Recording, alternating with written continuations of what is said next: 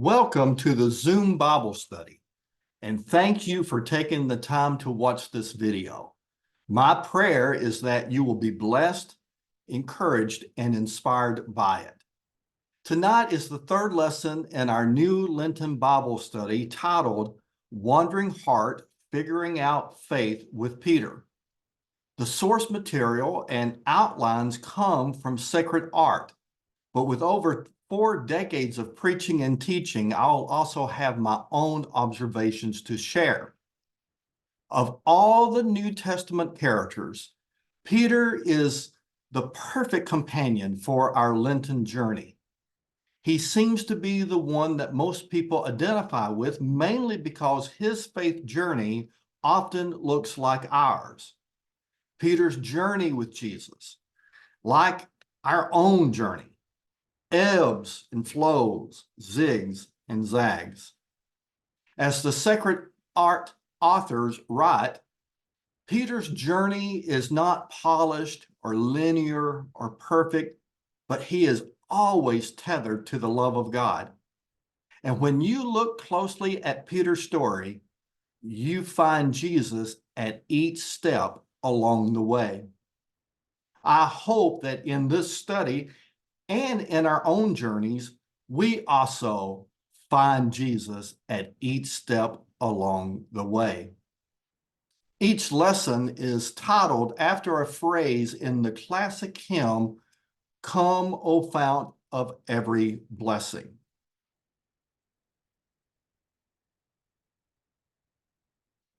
And this week's lesson is titled Praise the Mount.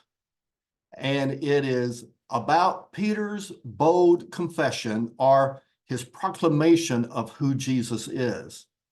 Now, the lesson title is a little confusing because Peter isn't on a mountain when he makes the confession.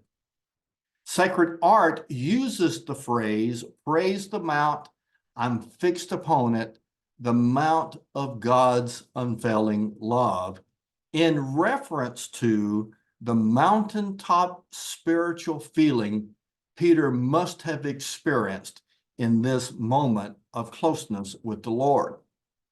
But let's go on to Matthew 16, 13 through 20.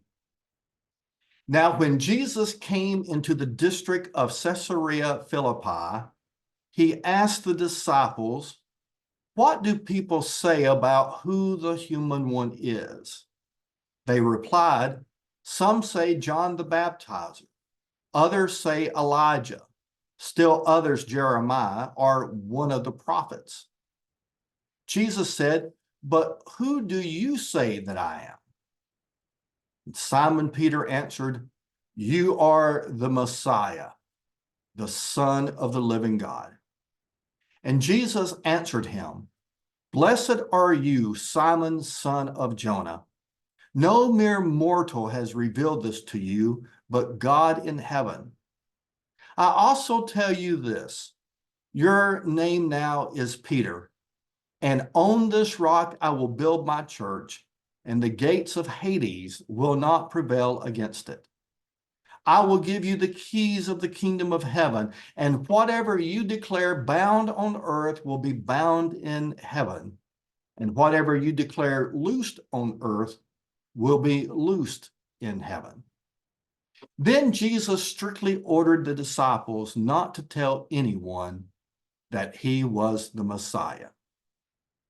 Now, understanding the setting of this story in Caesarea Philippi is important. And before I stop the screen share, let me share a little bit about this city. Caesarea Philippi was a Roman town in northern Israel, right up on the Syrian border. It's about, and you can tell from the map, it's about 20 miles north of the Sea of Galilee. Now, the great majority of Jesus's ministry takes place at the Sea of Galilee or south. So in this instance, this is about as north as he ever goes. Now, in Caesarea Philippi, there were many religions represented. because of the Greek and Roman influence, there were 14 different temples dedicated to different gods. And just outside the city to this day is a large rock cliff, hundreds of feet high. And that's what you're looking at on your screen.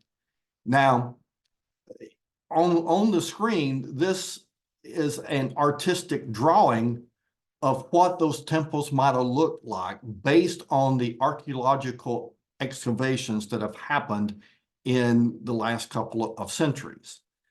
There's a temple to Zeus on the right. And then in the middle, you see a little cave. Greeks considered this cave, this cavern, to be the birthplace of Pan, the god of nature, the god of fields and forests and mountains and flocks and shepherds. And then to the left is a very large temple, and this was built by Herod the Great for the worship of the emperor. You might recall from various other sermons and Bible studies that the Roman emperor was also called the Son of God. And here's a coin from that day. And these coins, they were not only the currency, but they were that day's social media. And you can see this coin depicting Caesar Augustus on one side, and on the other side, you see the inscription, Son of God.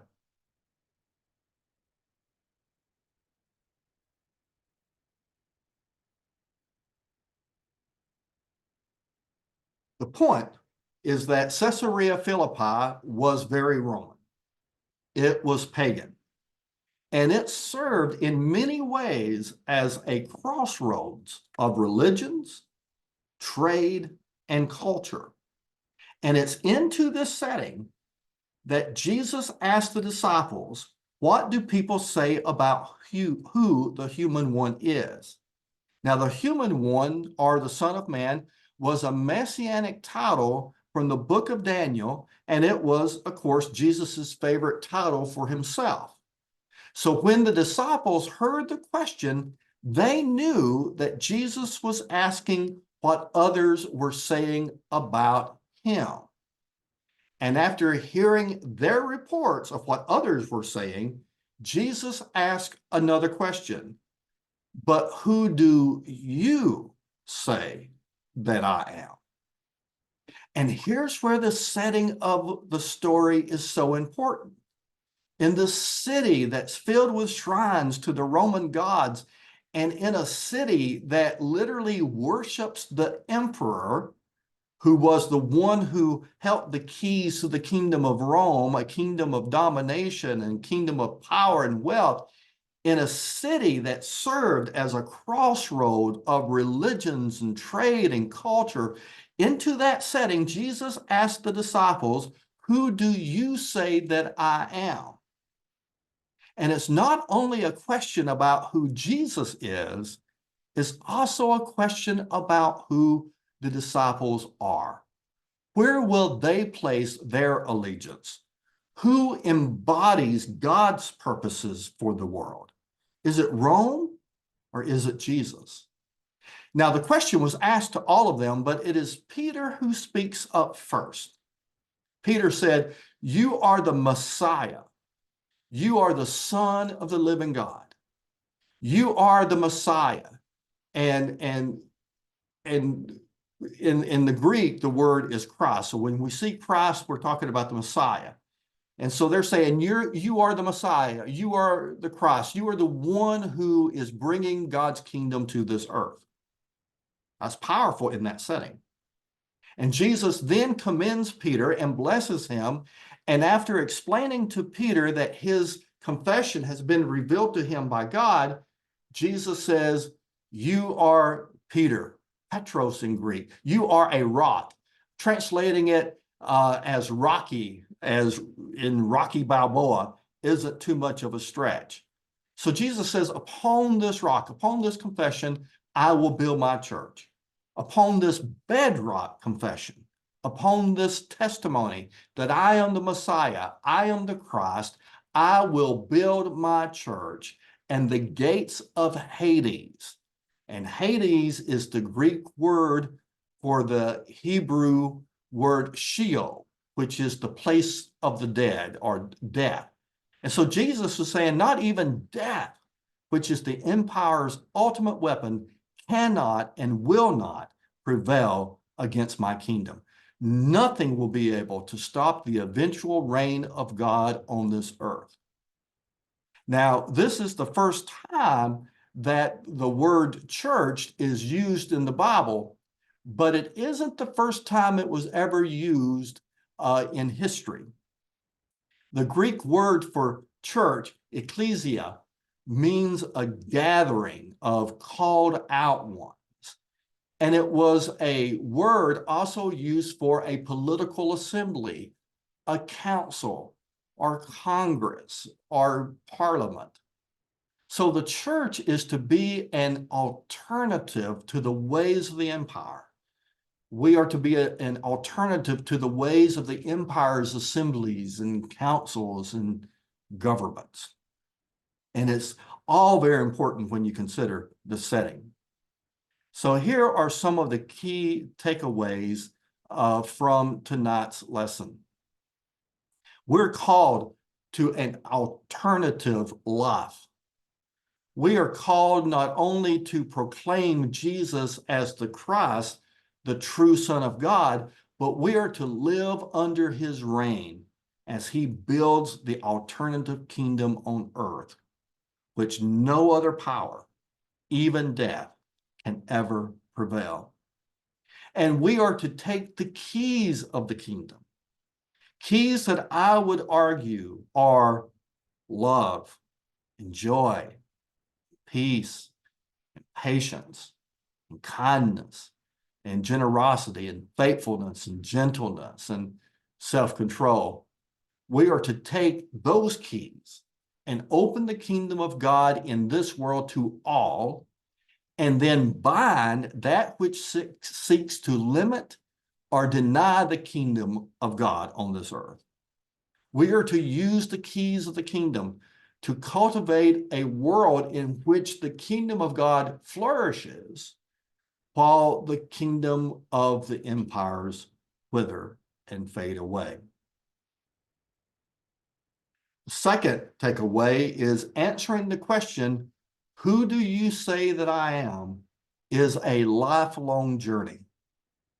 Terence Lester, who provided commentary for Sacred Art in this study, writes, and I quote, Peter's confession is a reminder that faith is not stagnant, but dynamic.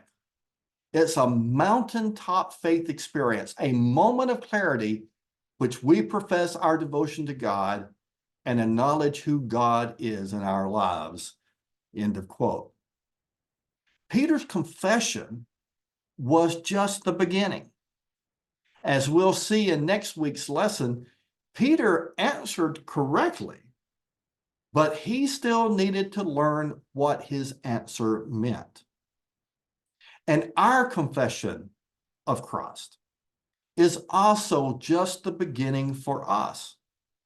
We too live into what our confession means as we live our lives, also at the crossroads of religions and trade and culture and even empire.